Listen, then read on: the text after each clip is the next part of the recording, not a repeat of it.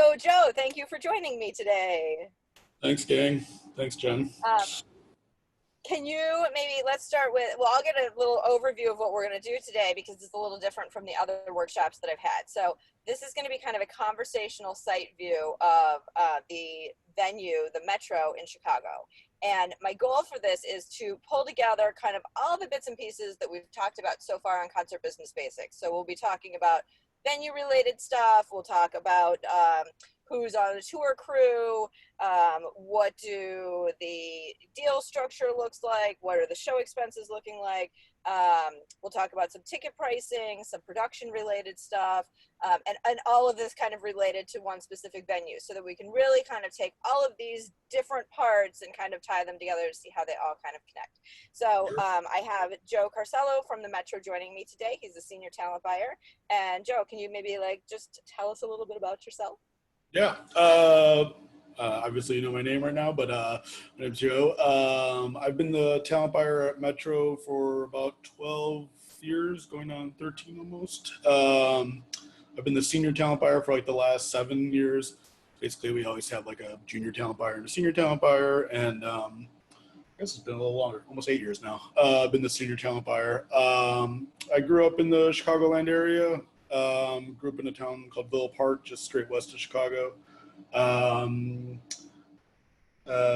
Just music industry background wise, I started touring pretty much right after high school with friends' bands, selling merch, working stage crew stuff, and then even with my own musical projects, I started touring.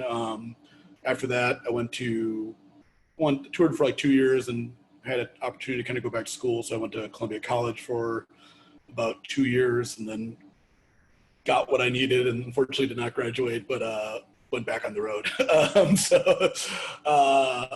Toured for a little bit more. Then I took a production managing job at a venue here called Double Door in Chicago that unfortunately is no longer with us. But that led me into a connection with the owners of Double Door, which was Joe Shanahan was one of the owners who also owns Metro. I actually left Double Door for about 5 years, went back on tour managing bands. And then an opportunity came up for a talent buyer position at Metro. It's kind of good timing because I wanted to get off the road. And kind of started working there ever since. I love working there. I love Chicago as a music city. So it's a no-brainer for me. Awesome. Thank you. I just want to let people know that you can put questions in the Q&A and I'll address those live as it makes sense with the stuff that we're talking about and where it fits in. Also, I'm sorry that it's weird if I'm in a car and if there's any background noise. I've tried to minimize that, but on the road life at the moment. So let's jump into a little bit of the history of the Metro. It's kind of interesting. What was the origins of the venue itself? And then how did it kind of turn into a music venue? Yeah, so the building was built in 1927 and kind of falls into this kind of standardized Chicago neighborhood idea where if you go around the city, there's always on the front of the building, it says Northside Auditorium. And there's buildings like this kind of all around the city. There's a Logan Square Auditorium, there's a Douglas Park Auditorium. Pretty much anywhere where there's a park, there's probably gonna be like an auditorium like this. And originally these places were built as kind of like community centers for the neighborhood. So back just around the turn of the century when immigration was becoming a large part of Chicago, the north side around Wrigley Field and just north of Wrigley Field was a largely Swedish center for Swedish immigrants. Still is. If you go up in Andersonville, there's a large Swedish population still up there. And so it kind of became this hub for Swedish immigrants. And it was kind of the place where there'd be like community theater there, but there'd also be community resources. So if you're new to the city and needed a place to find an apartment or find a housing or needed a job or needed some just kind of, anything to get you along, these are the places that you went to and meet. So it's always kind of been like a community center and it's kind of still how we treat it. There's a huge gap in history now that will jump to 1982 when Metro started, but the previous time, Metro as a building has always been somewhere involved in the arts. It was a local theater for a long time. the Victory Gardens Theater started there, which eventually moved over to the Biograph Theater, which is like a well-known theater company in Chicago. And then it's always kind of been like nightclubs. It was nightclubs in the 70s and stuff like that. It was kind of like I heard recently it's kind of like more of like a cafe, kind of like beat poet place in like the 60s too, a little bit, when it was, used to be called Stages Music Hall. But in 1982, we'll jump there. Our owner, Joe Shanahan, was basically like throwing parties on the fourth floor, which is our offices now. And that's where Smart Bar started, which Smart Bar is the club in the basement of Metro. They've both been around the same amount of time. And Joe had just gotten back from New York and was just kind of bumming around New York City. And a friend called him one day, and that friend happened to be the manager for a band, REM. And they're like, hey, we just lost our Chicago show, and it's like 3 weeks away. Could you help us find a space? And he's like, well, there's this huge auditorium I work above. And so he threw the first show then, and it was REM in 1982. And it was a huge success, and it quickly spread like wildfire, and he just started booking shows in the main room. He eventually moved Smart Bar from the fourth floor to the basement, where it is now. And yeah, we've been going ever since.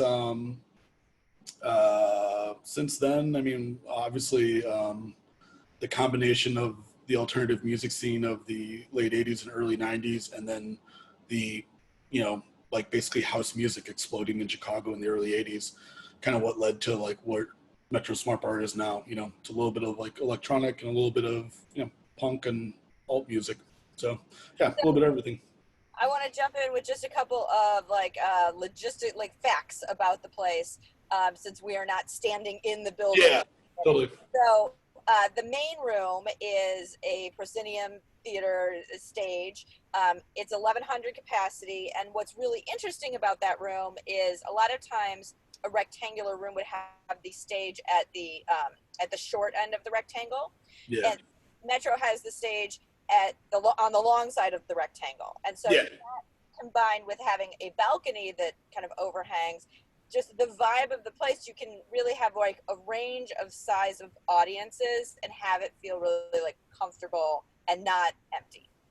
Yeah, the band basically is like in the middle of the crowd almost. Like the crowd is almost around the stage to some degree, and like no matter where literally no matter where you are in the venue. Unless you're in the back of the balcony, you're no more than 30 feet from the stage. So from the tip of the stage to the sound booth is 25 feet. So if you make a little circumference like that, pretty much no matter where you are, you're 30 feet from the stage. So it creates this like really crazy intimate thing that happens on super big shows sometimes. Yeah. And then Smart Bar is technically a separate venue space, but sometimes it gets connected and you do all building events. Yeah. But what's the capacity of Smart Bar? 400, and it's 21 and over. It's almost strictly all DJs. There are some live performance stuff, but it's kind of operates more like a standard club. It's open Thursday through Sundays. It opens up at 10 p.m., sometimes 9 p.m., but mostly 10 p.m., and then it's open till 4 a.m., except on Saturdays, open till 5 a.m. So yeah, standard DJ programming. We work in a residency program down there, so, depending on what year it is and however you want to. We'll go back and talk more about Smart Bar at the kind of, we'll talk about the Metro main room events, and then we'll talk about Smart Bar a little bit later. So back to the Metro main room, what's kind of the programming mission? Who's your audience? I know that, you've been around since 1982, and you're not only one of Chicago's most iconic venues, you're really one of the nation's most iconic venues. And especially, can you talk about some of like the really impactful things that were happening, like you said, in the late 80s and the 90s that kind of cemented Metro in that space? Yeah. As far as programming goes, I mean, it's pretty easy to say that like we're in the developing game, like we're in the independent developing game. So our main goal is to capture artists when they're kind of like at the beginning of their career or on the rise in their career, and you take genre out of it. We're pretty like almost genre-less as like a venue these days. Like we can kind of host anything outside of like country music, and then certain like weird other things that like we just wouldn't host probably. But yeah, I mean, we pretty much host like any sort of like what we would call like anything from indie rock to hip hop, lots of electronic music and pop music too. So we just kind of like, I always say that we're in the developing game. We're here to like help artists, and we're here to like bring them through and expose them to what Chicago is as a great market for music. Um, you know, It's evolved over time because, yeah, I've been going to the Metro for, I mean, I got a fake ID taken away there when I was yeah, 19. So, yeah, the rite of passage. so as it's people become very kind of like attached in kind of enjoying the music in a space, they want to come see things, and so your audience, while it maybe used to probably be more of a younger audience, you really now are touching a lot of age ranges, and with Yeah, typically being a general admission venue where it's standing room only. And I can just anything you have to say about how that's kind of like evolved or yeah. changed. I mean, I think since I've been like more or less the talent buyer for the last 12 years or so, out of there really hasn't been that many talent buyers at Metro, to be honest. So I think I'm only like the fourth, I think, I guess. But um, you know, the hardest thing that I run into now, and I don't have a lot of people to bounce this off of, but we have an audience that has been coming to Metro for 30 years at some point, and we have people that are bringing their kids now to Metro. We also have people that are like, I went to Metro, I'm going to drop my kid off here because I feel safe because I know what Metro is, and they want their kids to have that musical experience. So, from a demographic perspective and a marketing perspective, it's kind of like no, it's not like a great mission to go into because no one wants to say that you're going to market to 50-year-olds and 18-year-olds, but somehow we need to figure out how to do that. And it's not that hard, but we do, like, it's based around music, but we do have to figure out how to do it. And then as a talent buyer, it does make things difficult because like you have to keep your eye on everything. Like, not only do I need to know the history of the club and the history of Chicago and the history of like independent music, but I need to see like what's on the upcoming and like be able to like branch out and like be open to experience everything. Because there's no way I can say my own personal taste is what I think 16 and 18-year-olds should listen to. That'd be ignorant of me. So I need to like constantly process what is happening. But then at the same time, there's this great experience we now have where there's people who have been coming to the club for 30 years and like keep on asking if there's seats, and we're just like, you've been coming here for a very long time, like when would we ever put in seats, and so, but that's just like an older crowd thing, and I've noticed, like I've honestly thought about lowering the capacity for older shows because people's bodies are just bigger, and like they take up more room, and as you get older you just want more space. And as a kid you're like diving in there and you're smashed together and you get that sweaty experience and that very communal experience, but as an adult you're just kind of like, I just want to have my drink and like not have this, so it's like I did not see that coming at all. And when you're hosting like a Bob Mold or a Cheap Trick, like you get people in there and they're just like complaining about everything. You're like, this, what you were like, almost all of you have been here before, like nothing's changed, so that's the marketing of it, and the expectations are pretty difficult sometimes to operate when you've been a club that long. But I mean, we always do like these surveys every like 4 or 5 years with our customer base, and we use like an outside company. It's like a marketing survey, and the biggest number we always get back is that people tend to come to Metro like 2 to 3 times a year, and that return customer is like our like bread and butter. Like that, like we have to always listen to those people, because there's people who have, if you're gonna run a business and someone's gonna stick with you for 30 years, like you kind of got to be like partners with them, like you can't just abandon them. So yeah, figuring out.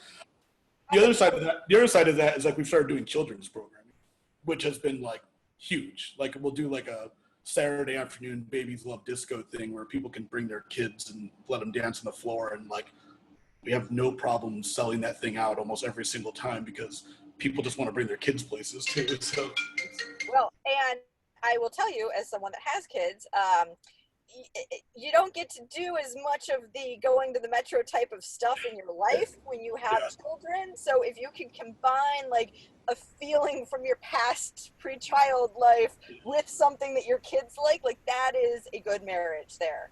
Um, yeah, and I would say that, without getting into the details, I imagine that if you're selling tickets to an older fan base that wants to have a little bit more space, you're considering reducing your capacity. Those are also shows that people are probably willing to pay a slightly higher ticket price. So bottom line, you can probably make, I imagine you can Yeah, make yeah. more. And they drink more too, so you could always kind of like offset it with some stuff like that. So How many days a month do you think you have shows?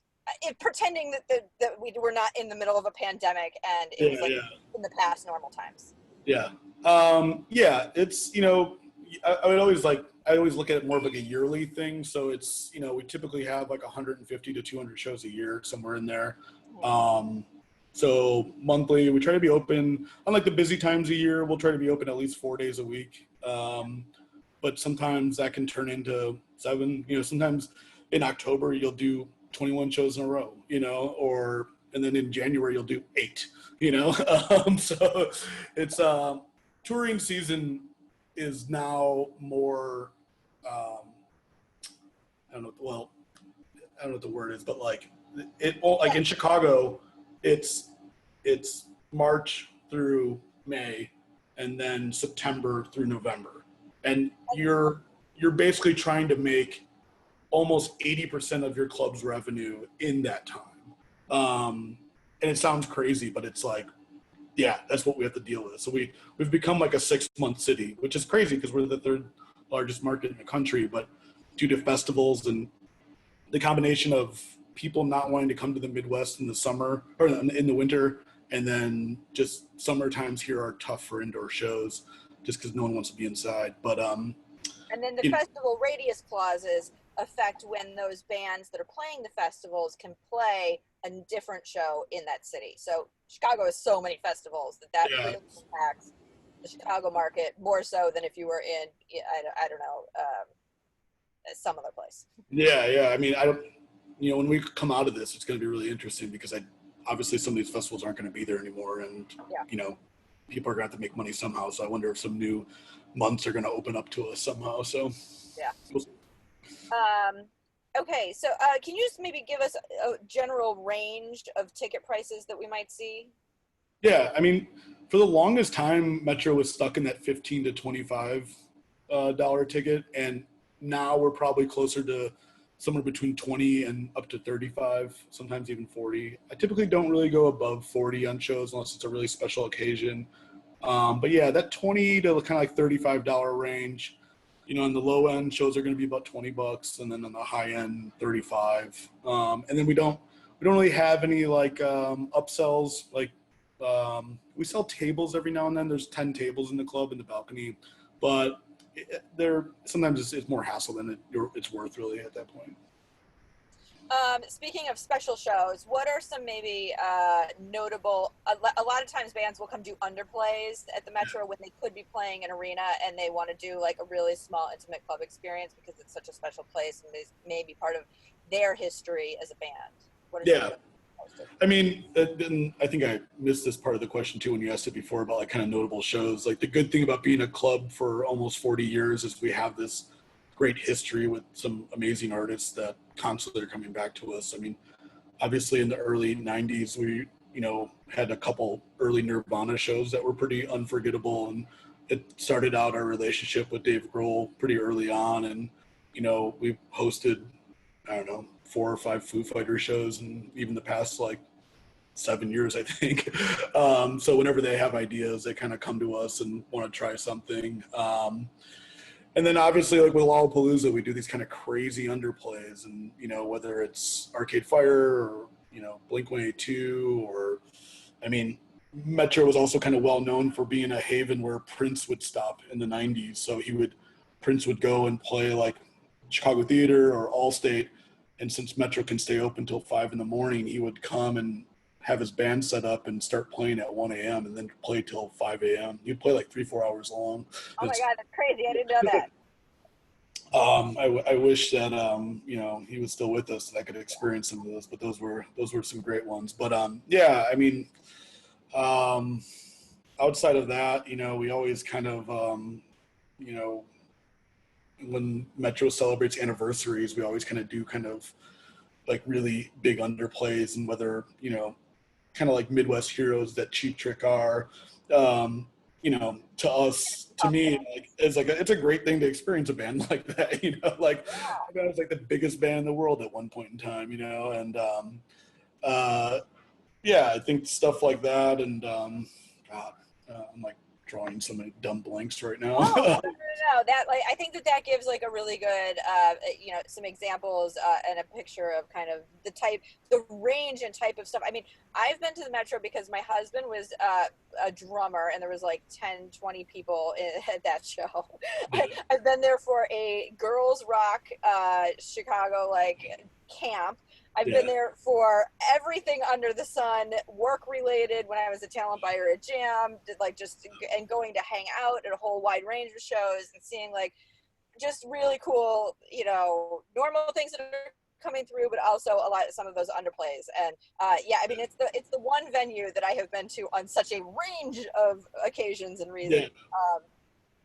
And Yeah, like, I mean, I guess the one thing I'm forgetting to say, and I don't know why I'm forgetting to say this, but like, you know, obviously like the early 90s brought us that kind of alt era and stuff, but obviously it also made us the home for Smashing Pumpkins, which was like kind of like what brought a ton of attention to Chicago during the kind of alt music era. And, you know, we still, as much as whenever Billy wants to get together and do something, we're kind of a part of the conversation. You know, whether it's Billy and Jimmy doing like a Smashing Pumpkins thing, or, you know, whatever crew he has together at that point. But yeah, that's, I mean, that relationship that Joe has with Billy and the gang, and like that kind of like made so many more bands come to us, probably because they wanted to play the place where like the Pumpkins always played, you know. And that kind of like led to an obnoxious, and the like, to the best way to explain it in my end of the thing is like I booked like the early Chance the Rapper shows at Metro, and I became really close friends with him and his whole camp. And that 100% has brought shows of people that would not have played Metro that were just like, oh, this is where Chance always plays, I want to play here, you know. So that's kind of that internal artist communication thing happens all the time in the behind the scenes kind of world. well, and it's a lot of relationship building between the talent buyer and the artist and the agent. And I think that, I mean, the one thing that you said at the very beginning was that, you know, you are in the developing artist business, and knowing that that is a role that you're playing and that you are actively helping artists develop builds those relationships. Yeah, yeah. And we've this is like a Chicago thing, but we have a long term relationship with Jam Productions, and so Jam does shows at Metro, and we're able to stay involved with bands as they get bigger. So via Jam, so when they sell out Metro next time through, maybe they want to play the Vic Theater or the Riv Theater, we can stay involved and promote those shows, and you know we'll do shows all the way up to like United Center, you know, which is great, and that's just our relationship with Jam, and that's a relationship that predates me, and is basically how the club got started. Like without our relationship with Jam early on, we definitely wouldn't be in the place we are now, because we work pretty tightly with them. So Yes, yes, you do. Okay, so let's transition a little bit into just your normal typical tour that is coming through. It's not an underplay. It's not you know, elementary age girls that are at a rock camp. It's just like normal thing that's happening.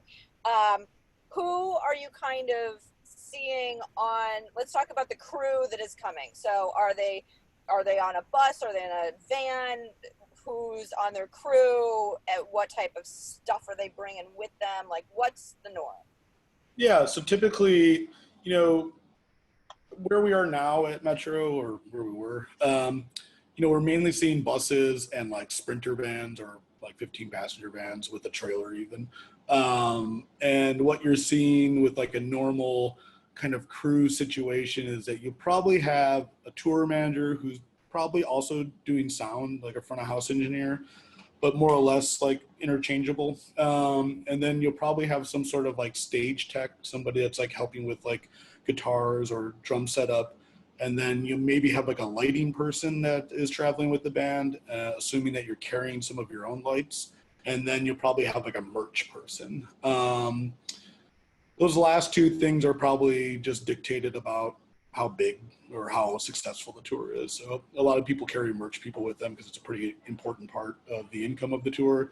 And then lighting is probably more, there's probably more people carrying lighting now than there ever has, because the cost of lights is way cheaper now to rent. And they're also infinitely more economical. Like before, back in the day, it was always a question of how much power the club had and whether you could run a certain amount of lighting. But now lights are all like LED based, and they don't take up as much power, so people carry a lot more lighting with them. So, you know, somewhere in that package of like, you're probably going to see like 4 people or so touring with the band.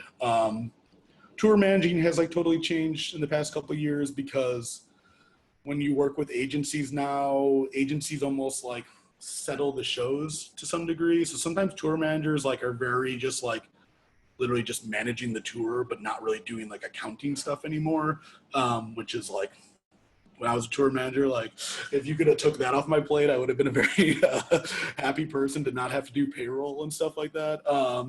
But so much of that, due to just online interactions, is you know, like you'll get tour managers who are just be like, hey, can you just email me the settlement? Yep, no problem. And that's the settlement, you know. And it's like, then you'll have tour managers that want to go over every single expense, you know, and be like, hey, what's this, you know. And you're just like, no, dude, we've been doing shows for 30 years. It doesn't change. But yeah, it's kind of that end of things has changed. I've noticed that like there used to be tour managers that were just like straight up basically bulldog accountants, and they would go on the road and they would just be there to like, you wanted a good tour manager that could like hound a promoter on the settlement. And that's when like when I became a tour manager, that's kind of like how I was taught, like that your job was to basically get the settlement and make sure you got the most money you could when you walked out of there. That doesn't really happen anymore. Like, there's no one's like really like pounding. There's a really Joe Well, Shannon. I think there's a couple of things at play there as a person who hounds promoters to get every dollar in their pocket myself. I think that over the course of 20 years, our industry has grown up a little bit, and there is across the board maybe less shadiness and less funny business. Oh, 100%. And Yeah.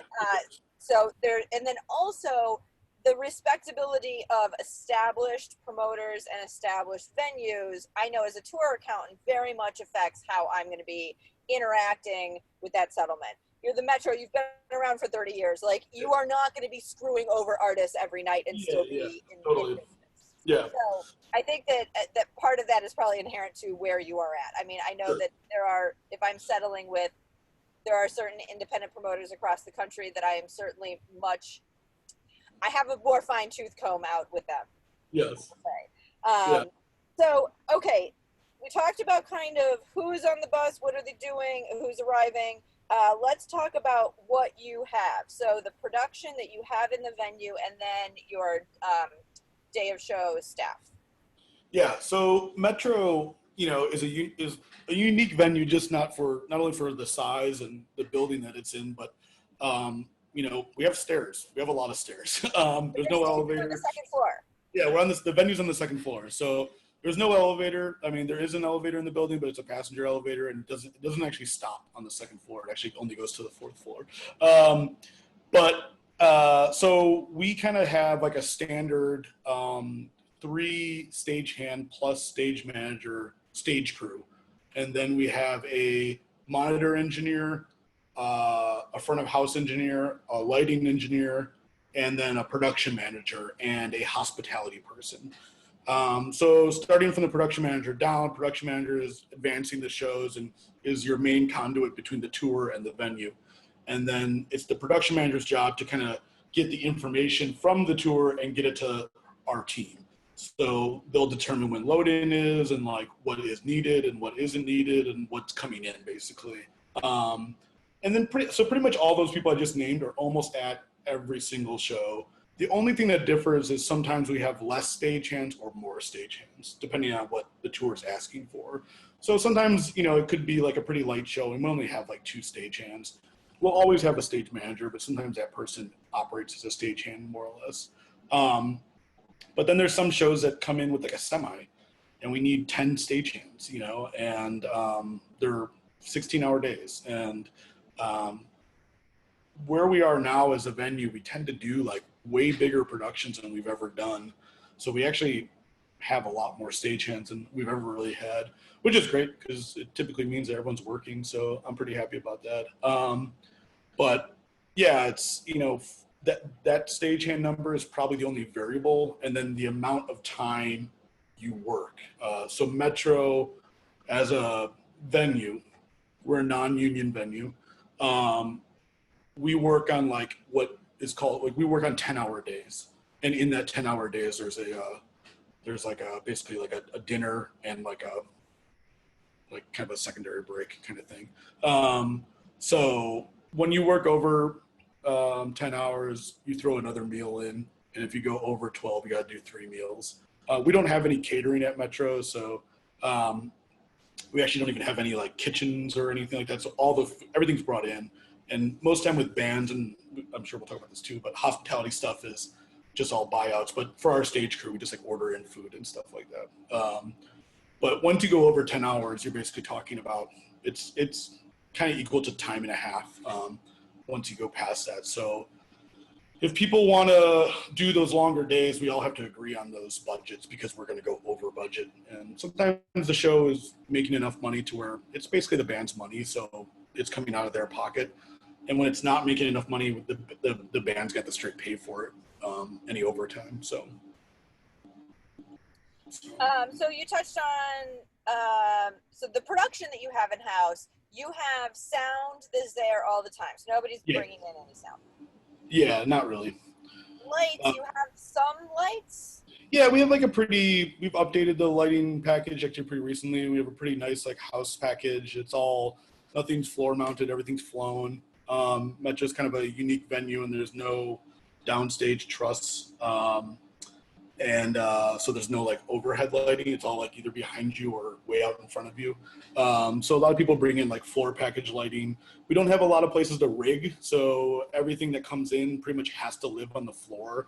The floor. So that means you can't attach anything to the ceiling. The ceiling is any weight bearing aspect. So there's no rigging where you can hang a truss that goes across the front of the stage. Yeah. To attach it to. So everything has to be on lifts from the ground. Totally. Yeah. Or, sometimes like the stage, there's like ways to slightly extend the stage just a little bit, like with a riser or something. Sometimes that happens. But sound wise, the only thing that people bring in are boards. So digital boards are way smaller and way more easier to travel with. So a lot of people bring their own front of house board. Sometimes they bring their own monitor board too. But as far as the PA goes, not a lot of auxiliary sounds ever brought in. It's just like you just kind of plug into what we have. So. What's the size of the stage? It's not very big. It's bigger than it. It's 17 by 30 wide. It's like 17 and a half, almost 18 by 30 wide. It's not very deep. It's ultimately always the problem is that there's not a lot of room to go back. So when you're backlining gear and like stacking for the opening bands, oftentimes the opening band is like playing on the front of the stage and not in the best position. So, but it is what it is. And, the width of the stage, the width of the stage does help. And, you have a barricade in-house. Can you talk a little about, do you use that for all shows? Does it affect capacity or anything? Yeah. I mean, we don't like, it doesn't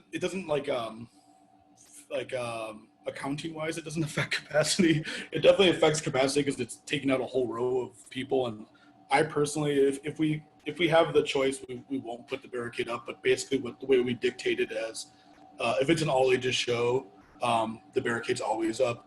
And if it's 18 and over, it's just kind of a decision between us and the tour if they want the barricade up. Some artists like to have the barricade. Also, it's like the only place for like a photo pit. So sometimes when there's a lot of press, we kind of ask that it's there because then we can get photographers in and out. And then sometimes it's like a safety thing too. If it's like a really active audience and you just want to be able to pull people out of the crowd, it's much better to have a a barricade there. But other times, you know, when you just want that intimacy and just makes the room feel a lot nicer sometimes. And I think it's just like big and ugly too. So If you're having an older audience that wants a little bit more space to stand, they are probably not crowd surfing or moshing, and so there's less need, and they're less likely to try to get onto the stage. yeah, totally. So I think that you probably judge it a lot based on who is the audience and what is the show experience that they're going to physically have with their bodies. Yeah, absolutely. Okay, so that's the production that's in the house. Talking about the backstage, so your backstage area, you have like a little green room where you can have like some snacks set up, and there's like some dressing rooms, but you know it's an old venue, so no shower. No shower, yeah. Yeah, we basically have like when you walk into the venue there and you make a hard right into the green room area. There's like a large green room that could hold probably about like 20 people, 25 people. And then there's 3 actual dressing rooms. There's like a headliner dressing room and then 2 smaller ones. And then we have a touring production office. So there's a little office off the dressing room that tour manager can go in and set up his little area just to be separated from things a little bit. And then right outside the dressing room, there's a like an artist restroom. But yeah, there's 2 toilets in there, but there's no shower, which is, you know, ultimately like showers are for like, you know, to save money on day rooms that your bus driver maybe is, you know, instead of going down and showering in your bus driver's room later, you know, which people do. But the other thing about Chicago is up until recently, there wasn't really hotels on the north side of the city. So you often had to stay downtown. But in the last couple of years, the lovely people that own the Cubs built a very large, nice hotel at the end of our block, which is great. I mean, I have no qualms about it. It brings business to our neighborhood, and it also gives a place for bands to stay and bus drivers to just walk down the street. And when you tell people how close the hotel is, they're like, "Oh, yeah, yeah, we'll take that one." So outside of like battling them for rooms for Cubs games, it's a pretty valuable asset to the company. So Yeah, so that certainly adds some convenience. So for those that are not familiar with the location that Metro is in Chicago, it is about 2 blocks away from Wrigley Field. So there's actually like a lot of stuff nearby. So this is one of the reasons that you don't have to bring in a whole catering buffet for meals. You do buyouts where you give the touring party X amount of money, and they distribute $20 per person or whatever, and either they'll order in food or people just can go walk down the street and like find stuff. yeah, I mean, Chicago's like mecca for restaurants these days. So oftentimes when we get bands, we're often making reservations for them at restaurants and stuff like that. And you know, if you can't walk to it, it's no more than like a $10 Uber to get to some of the greatest restaurants in the country. So yeah, oftentimes people are like pretty happy about the buyout situation because they don't want to eat like your rice and beans or whatever the hell you're making them, you know? Well, and given the schedule of a club day, people usually will have time to be able to like go out and get food. I know that like sometimes that doesn't work on, you know, arena shows or particularly venues that are more remote and not as much in kind of like the heart of a city where there's stuff to like physically walk to. You know, something in the suburbs, if you have to drive everywhere you go, you can't do buyouts as well because nobody on the tour has a car. Yeah.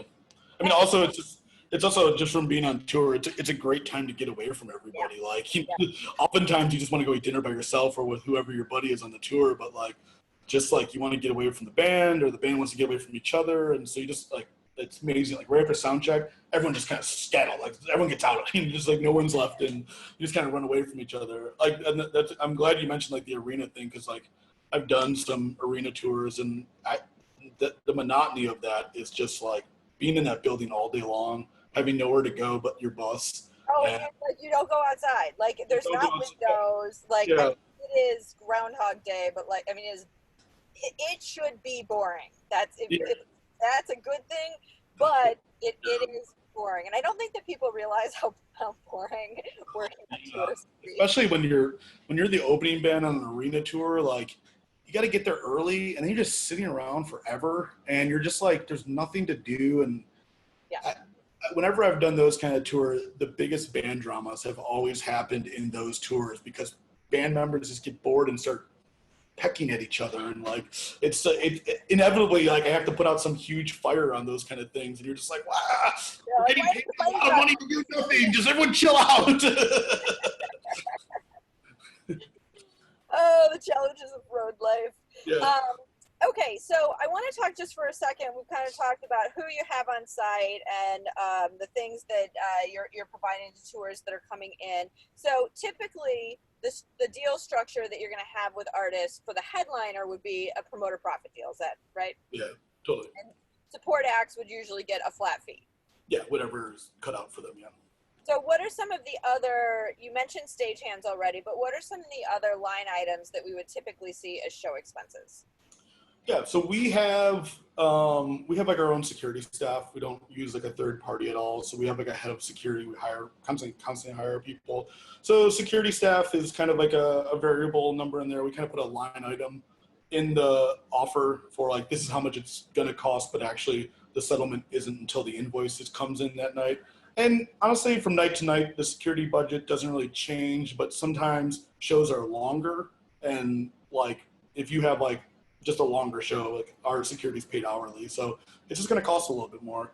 Or if there's just like what happens now a lot too is like bands have meet and greets or pre-show stuff, so we have to get security there earlier to help with the line and stuff. So that's going to be an expense to things. There's that. We kind of touched on it, but hospitality and catering, that's like a budgeted thing, but there's also a line item thing that varies each night, you know, based on what people need. Some people are real easy and just want buyouts and like water and like a case of beer, you know, and then some people need like a lot of other things. Advertising? Yeah, advertising. I was gonna say the last one would just be like advertising. And that we create like a budget, same thing, kind of like security, but we create a budget. If we don't spend all the advertising money, then we just settle on the number we spent. So, you know, if the show sells out right away, we don't continue advertising it. We don't, you know, continue paid advertisement. So if you blow out on sale, you might only spend like a couple $100. But if, you know, most likely we have this standard marketing campaign for shows and marketing plan. And in that, our goal is to spend all the marketing money. So we're promoting the show the best way we can. And that includes everything from, you know, printing flyers, printing posters, to street team distribution, and then all your digital spends. And then we still do, Chicago has like a free weekly called the Chicago Reader that has been around forever. It's like an indie paper. We still advertise with it. That's probably, the Illinois Entertainer, which is like a suburban kind of paper. Those are the only two print media we do anymore. Are they even going to be around when we come back? I don't know. You do but any everything radio? else. What's up? Radio? No, we don't. You know, we don't. Well, it's radio. We work a lot with, but we work on trade. We don't really do radio buys. We just do like basically marketing trades. So like it'll be like XRT welcome so and so, and then they give us like X amount of mentions for the show. That we have done radio buys, but we're kind of right at that level where radio buys are a little too expensive for us. Like if you go 1,500, 2,000, there's opportunities there to spend money.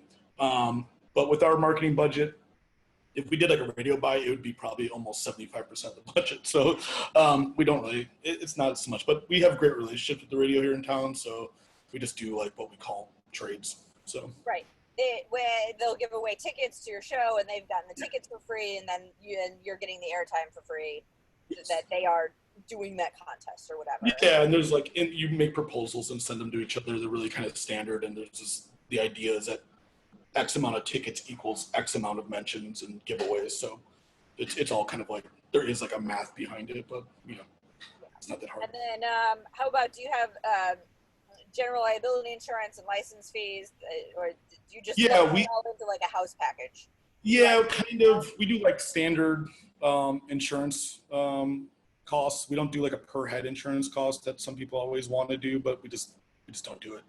We never have. And then the other one would be like flat. There's flat fees for performing arts organizations. So ASCAP, BMI, CSAC, those are standard charges each show. Some venues will break those down per head too. Technically, if that's the way you pay out, you could do that. Venues with those organizations, venues have the option of you can do like a per head payout each quarterly, or you can just do flat fees yearly. So sometimes it's actually more advantageous to pay the flat fee because Well, you when don't. you're a venue that is, you know how many days a year you're going to be open, that's different than a promoter that is doing shows in different venues all over the place, and it's less consistent. So I think that when your programming mission kind of is to have the doors open X number of days, I think it's much more common, and especially at the venue size that you are, I think it's more common to do like the annual flat fee or whatever. Yeah, totally. Although they keep on raising it like every year, so I think we'll eventually maybe not be doing that. So you touched a little bit on street team. Can you talk? I feel like you have a pretty robust street team, and I know that I teach at Columbia College Chicago. I know I always have students that are interns on your street team, and like lots of people in Chicago have gotten their start on Metro's street team. Yeah, it's the street team is kind of like our version of the mailroom, so it's kind of like it's a great way to get into our club and into our atmosphere, really. And so what we do is like it's a paid job. It's there's like two kind of street teamers. There's one that works like twice a week, and then there's like what we call a hand-to-hand team, and those are more interns that like go to other shows and pass out flyers around the city. But mainly the idea is that we split the city up into kind of like regions. So like there's like basically southwest and north side. And then we have like 2 to 4 people go to each neighborhood like twice a week to hang up posters.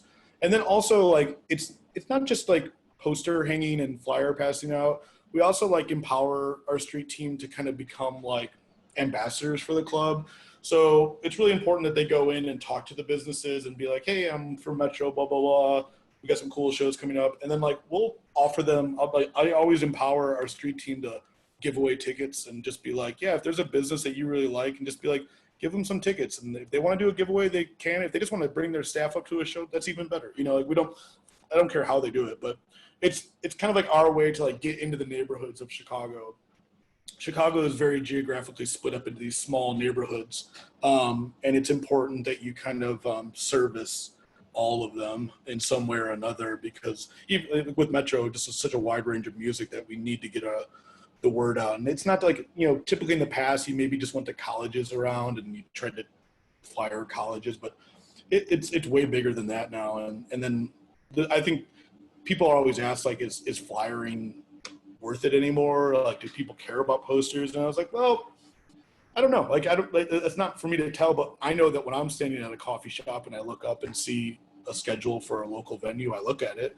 And I know if I see a band coming through that I like, and I see their poster, I look at it and I make note of it. So maybe that's just me, but also I think it goes back to that ambassadorship, like getting out into the neighborhoods, like talking to business owners, talking to people that work at businesses, letting them know, like to some degree, that's just like, just go around and talk to as many people as you can sometimes. It's more personal. It feels more like word of mouth advertising. When you see a poster in a coffee shop, there's like a more personal connection there. Yeah. I think the challenge with it currently is that there's no hard data on did seeing that convert to a ticket sale. Yeah. And data drives so much of what is happening in show marketing these days that it's very quantifiable to see like where ticket sales are really coming from. So I think that it's hard to go on the gut feel of, is this working? And that's probably most people's drawbacks to street teams. And a lot of agencies now have tour marketing programs. Yeah. And so they have people that are like making tour marketing plans and giving them to each market. And I understand the value of that, because there's certain markets that could really use the help that doesn't have a legacy like we do, or a large staff like we do, as far as like marketing goes.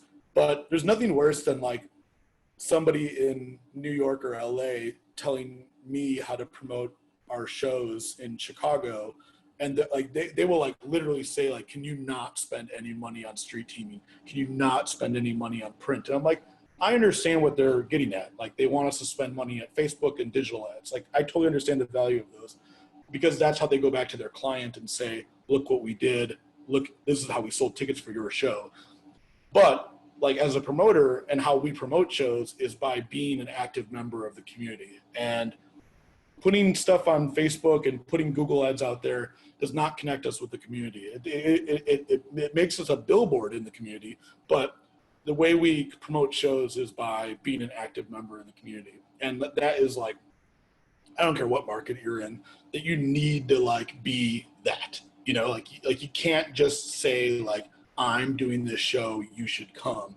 You have to, like, people have to be invested in you, you know, and feel safe too. So, and that's ultimately what we're, pushing there. So, let's talk a little bit more about Smart Bar. So 400 capacity club. It's not like a stage at the end of the room. It's like a dance club where like in a basement. it totally feels like the coolest basement ever. Yeah. Yeah. So it's more of a dance floor, and there's like talk a little bit about your speaker system, and there's like a DJ booth. So it's more of that vibe of place. Yeah, it's kind of like when you walk in, there's a wall that segments the venue into like 3/4 of it is a dance floor and 1/4 is like a front bar. And then there's like a bar in the dance floor area. But the dance floor itself isn't that huge. I think it's like 25 by 25 maybe, not even. And then we have like a 4-way function one system on the floor. At the time when it was put together in the early 2000s, when we kind of redid Smart Bar, Function One, which is a British company, didn't really have much systems in North America, but it was always kind of like known as like the leading dance club sound. And so through a local company called Sound Investments, we installed that system here, and it was kind of like a well-known thing at the time. Now, like every dance club in the country has like a Function One system, and it's kind of like the industry standard. But at the time, it was like pretty heady for us to put that kind of system in there. It's an amazing sounding room. It's also like a huge thing to take care of. Like there's techs that just work on that sound system like every month, pretty much, and constantly making sure everything sounds great down there. But it's like, EDM has kind of like taken the idea of dance clubs and turned them into this kind of like Cirque du Soleil spectacle in every town, and that is not what Smart Bar is. Smart Bar is a black box with a couple lights and a great sound system, and it's open till 4 a.m. And if you want to get lost, it's the greatest place in the world to get lost in. Truly like lost in music. But it's, Smart Bar, as much as like I say Metro is in the developing game, like Smart Bar is truly in the developing game, and worldwide. We book a lot of things directly with,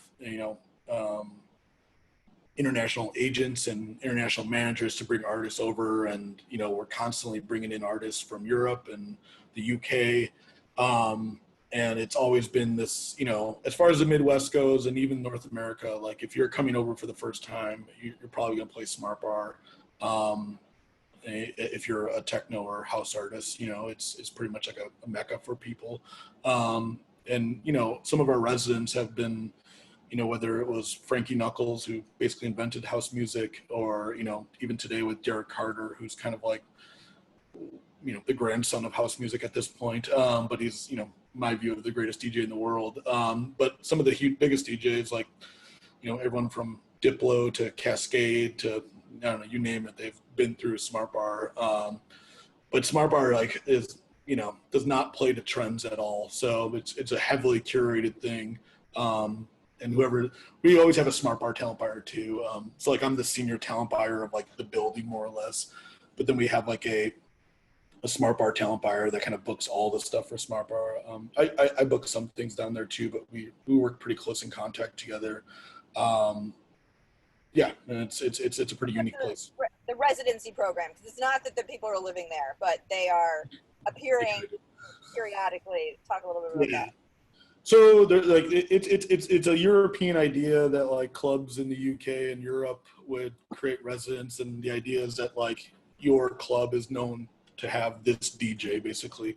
So we every year, pretty much every year, we kind of release our list of residents, and it's local people to huge international people, and the basic idea is that that person's going to play anywhere from some people play monthly, some people play quarterly, some people play twice a year.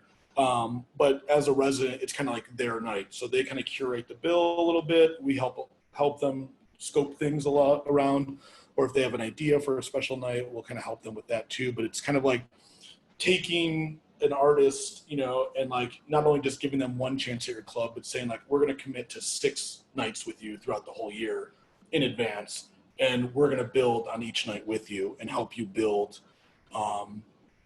you know, just like who you are as an artist. And it's pretty important because like when you see DJs build, they'll often list like who their label is or where they're a resident at, and like, you know, they'll say like, you know, Fabric in the UK or something like that. And like people, when we assign who our residents are, people put that in there like, you know, so and so DJ, Smart Bar resident, you know, and it really brings eyes to whatever you're going. So oftentimes it's kind of just like a great honor to have, and people will, even when they're not residents anymore, will still be called Smart Bar residents forever. So, but it's great. Yeah, I think it's a really great way to like work a club, because I think the best thing it does is it says that we're investing in an artist for at least this calendar year, if not more. There are people who are just like always residents too. But it's like, you know, no matter what happens, if your night fails, like we're gonna do it again, you know, like because we love your music, and that's how we like, you know, kind of like invest in DJs and artists. It's awesome. I love that. So because it's kind of people aren't buying a ticket to go to that night. It's a club that is open from 9 or 10 until 4 or 5 in the morning. People don't go for that entire time, and there's kind of turnover. So you could sell more than 400 tickets. Yeah, totally. And kind of as people, you know, leave, more people can come in. So as a result, that typically means that the artists are getting paid a flat fee, because you can't really tie ticket sales to the artist in a way that, so we don't settle shows the way we do with like the Metro main stage, where it's a promoter profit deal. So typically you'll see DJs almost everywhere like are usually getting flat fees and sometimes travel expenses. Yeah, yeah, exactly. It's pretty, you know, I mean, the fee is pseudo associated with your capacity of club.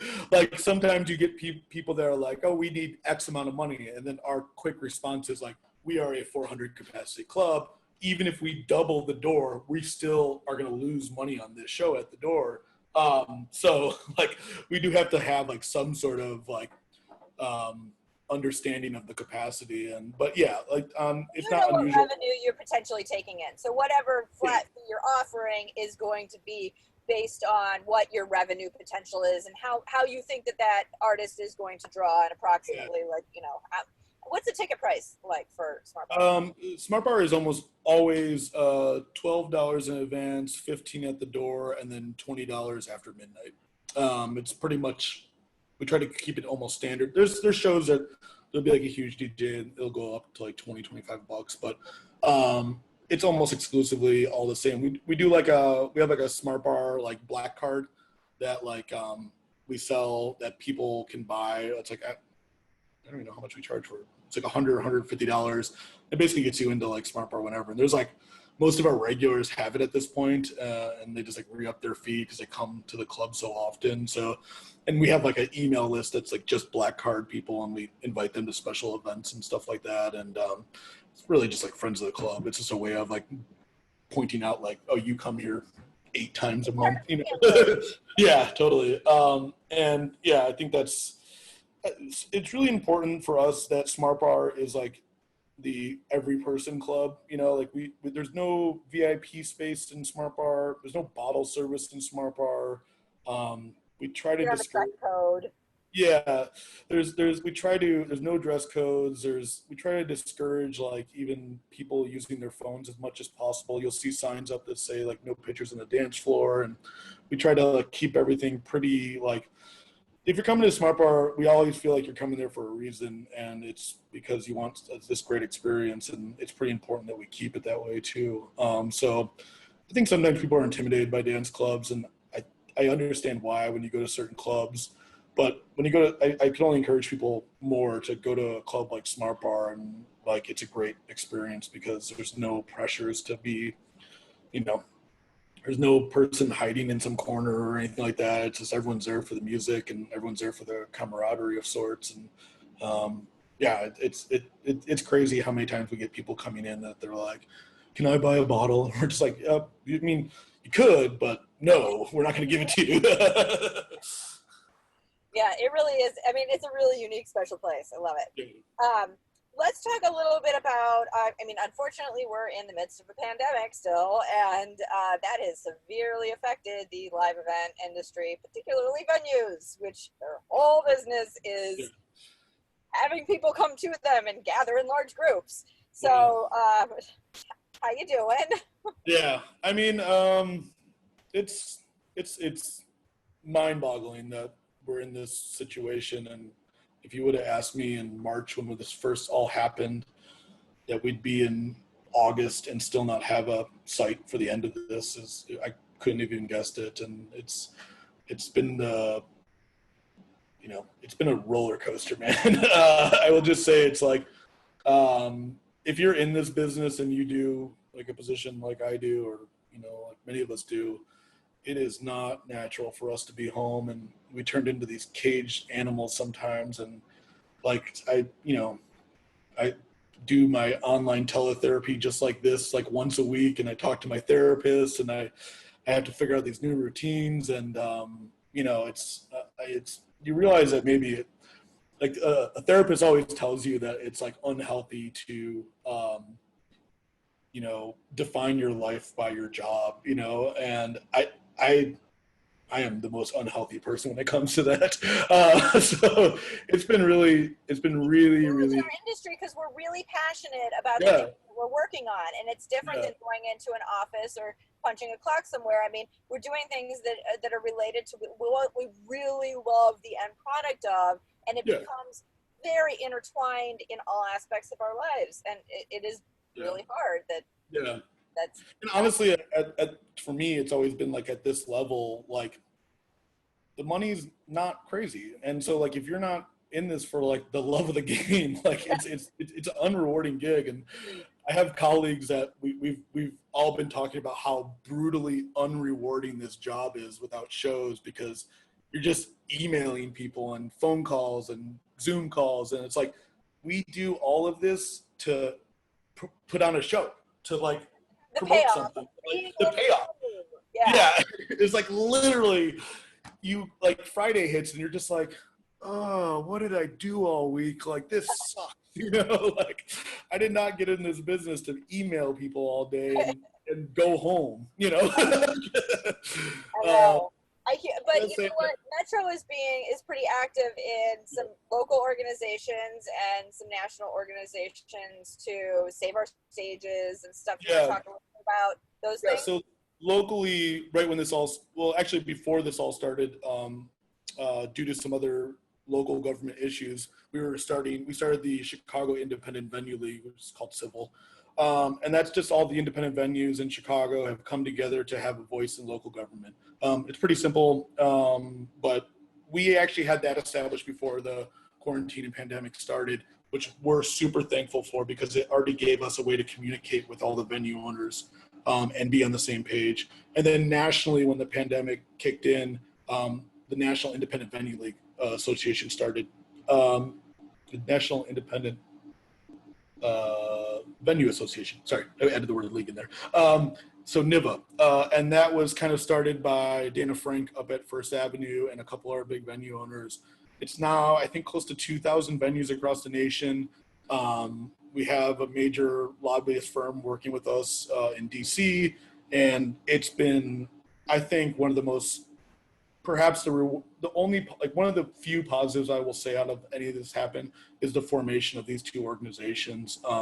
The fact that national independent venues can communicate and have a voice in federal government is something that's like never even existed in our business. Like we are literally like, you know, we are treated sometimes as nothing but bars, and we are treated sometimes as like the throwaway kids in cities, you know, that like people think we're always up to no good. And the reality is that most of the big venues in major markets are like Metro, like 930 Club in DC, First Avenue, you know, and Stubbs and Mohawk and all these amazing venues in Austin. Like, you know, these venues have been around for like decades now, and to call them just like a music venue or a bar is like a real shame. Like we are cultural institutions, and we are a huge impact on local economy. And like we did all these studies and got these like numbers, you know, like $9 billion effect on the economy that we produce. And like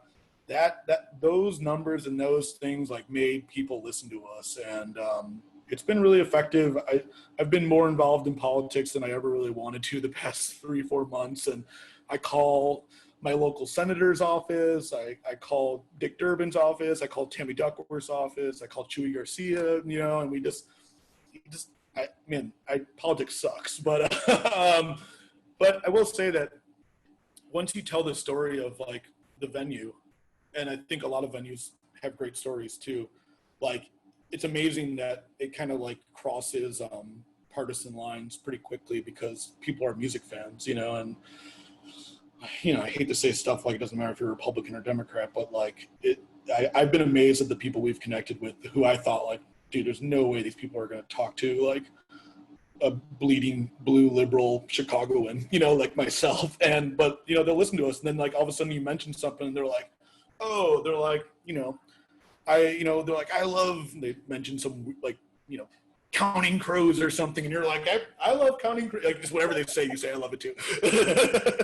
And you know, you just kind of like agree with their like short-term musical explosion because they just want to talk about it too sometimes. And I mean, a lot of people are music fans, and that's you know, it's great to find out. But man, it's like where we're at right now, this is like a really important week for us. So we're kind of like on the, you mentioned earlier, but the SOS Act, the Save Our Stages Act, it's kind of in its final push right now. And, you know, between the Restart Act and the Save Our Stages Act, I think we're over like 1.5 million emails and letters to Congress officials, which is like, it instantly got us into a plateau that most other lobbying groups weren't this effective as we are.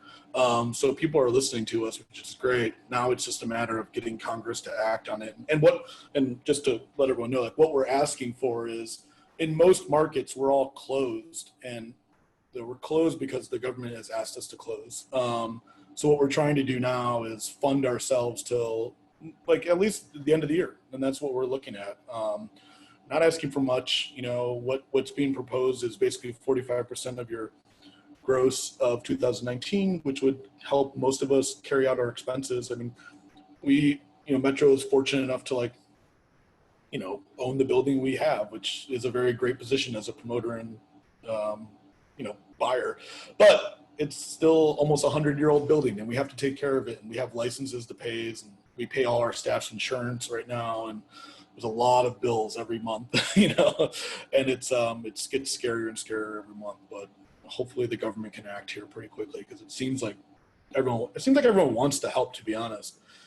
It's just a matter of getting the government to do something, you know. So I am really concerned with the government first focusing on unemployment and taking care of which so much of our staff is on right now.